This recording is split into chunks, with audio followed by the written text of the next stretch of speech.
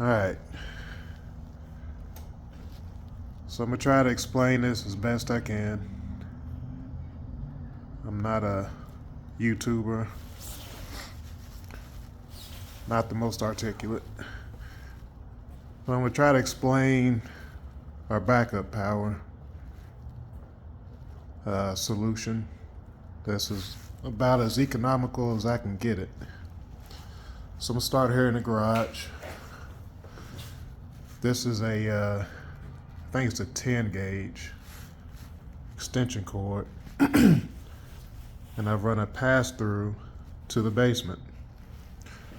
Now this extension cord is long enough to reach all the way to the end of the garage. And the reason I got the length that I did is obviously so we don't die of carbon monoxide poisoning. So now we will go to the basement.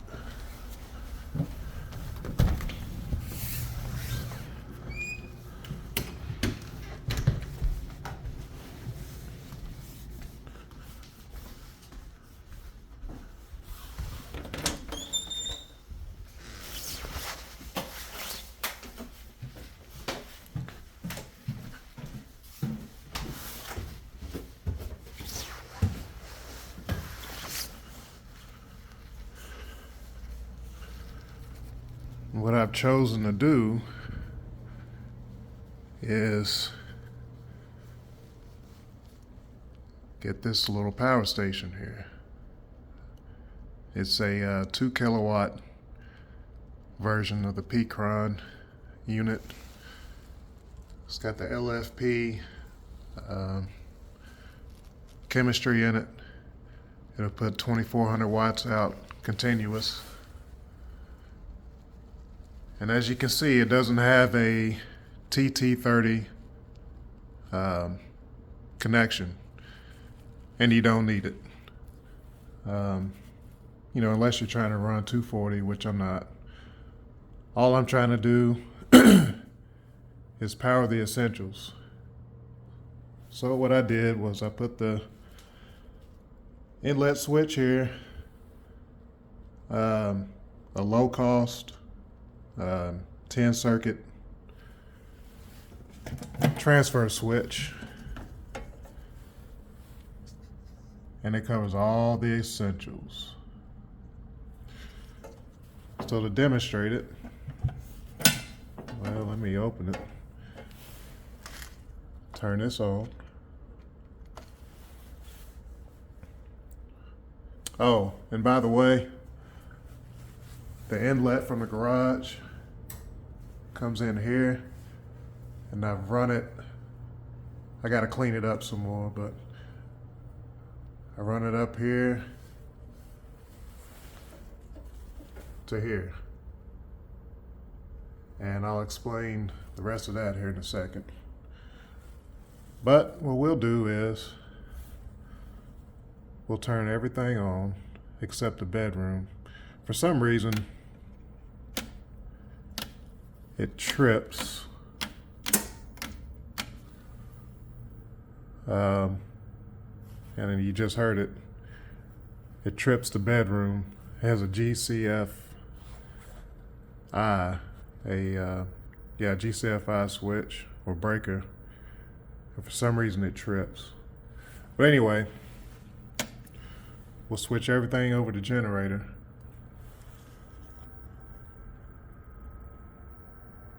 You can see right now. And by the way, the furnace is running also. And it's drawing 800 watts.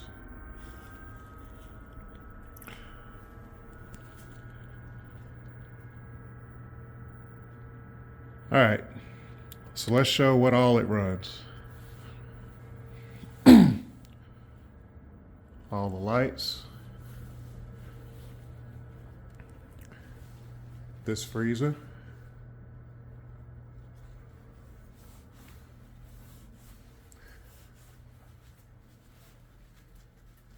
these sump pumps, which was very important to me. And all right,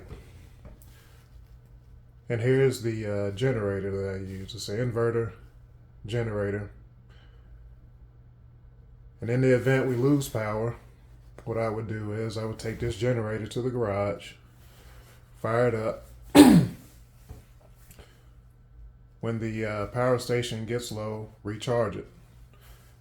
If it's an extended power outage, what I would do is I would charge the power station before nightfall. And what that would do is it would give us some lights and run the essentials at night without having to run this generator. Which, when times get hard, it could come up missing if it's left out at night. All right, so back to what will the power station run?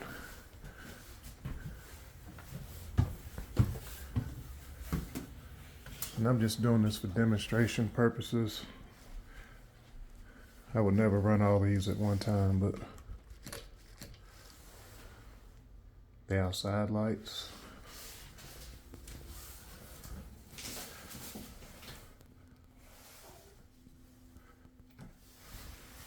Bathroom.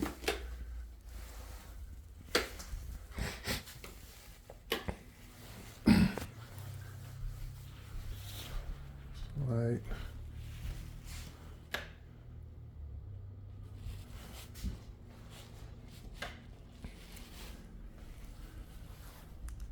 TV.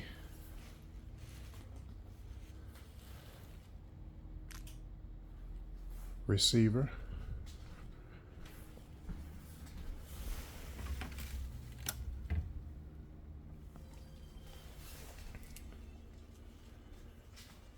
Two 15-inch 1,000-watt subs.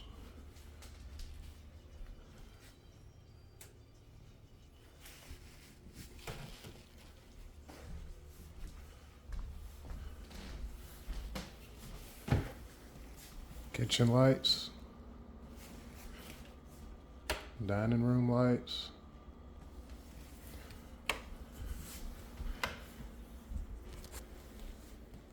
And some switches and TV. I'm not going upstairs, but in our bedroom. As well as this refrigerator and the garage,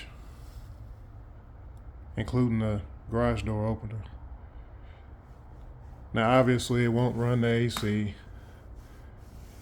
or the hot water heater or charge the cars. We have 3 EVs. It won't charge any of them. But again, this is low cost we're talking about.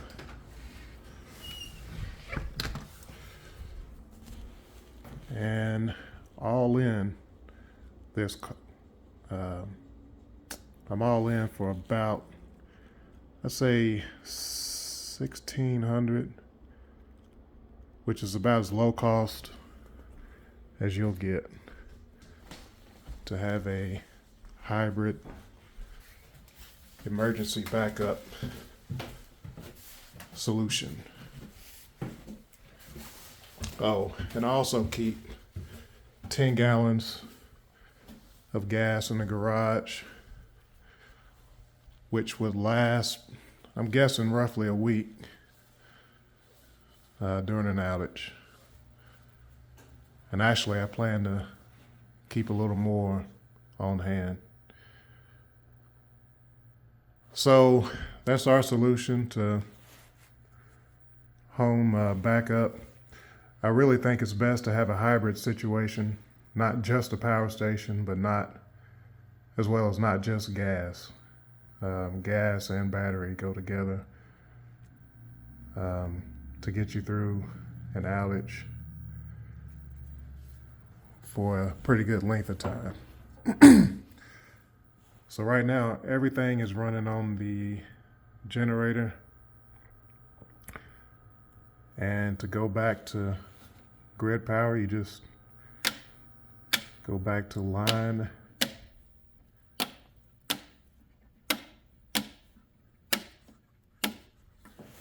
And now we're back on street power.